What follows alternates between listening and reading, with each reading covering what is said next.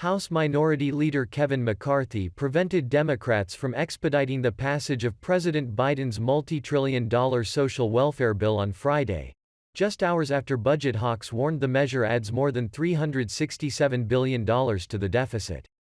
Kevin McCarthy talked for 8 hours and 32 minutes using a special legislative prerogative known as a «magic minute», which allows House leaders to speak for unlimited amounts of time during floor debate. The marathon speaking session not only broke records, but also blocked House Democrats from forcing through a vote on the partisan spending package. Mr. McCarthy said, "Democrats have left the Capitol for the night. If they think I'm going to stop, I'm not." House Majority Leader Steny Hoyer, Maryland Democrat, told reporters the chamber would recess until early Friday morning after Kevin McCarthy's remarks ended. Mr. Hoyer said, "He wants to do it in the dead of night. We are going to do it during the day." The GOP leader, for his part, says he was compelled to speak at length about the more than 2,000-page bill because most Americans did not know everything it entailed. Mr. McCarthy said, "It's too important for the American people to know what's in this socialist spending scam."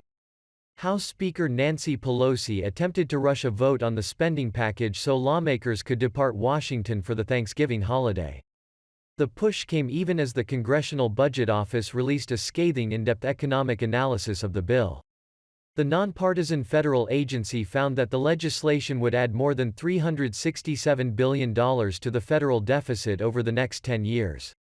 The analysis contradicted Biden's frequent boast that his Build Back Better agenda costs $0.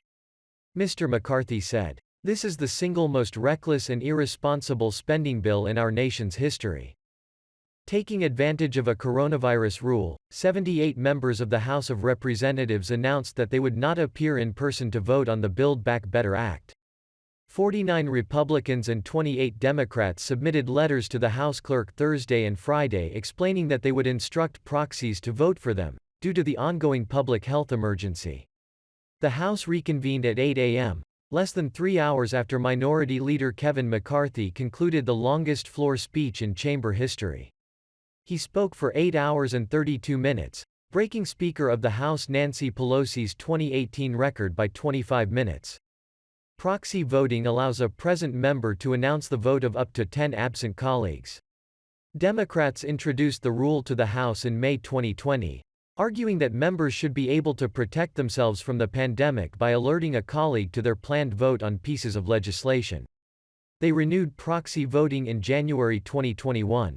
During his floor speech, McCarthy pledged to end the proxy voting system if he becomes Speaker in 2023. He said, "If you're all thinking of running again, for those who win, no more proxy voting. You're going to have to show up to work."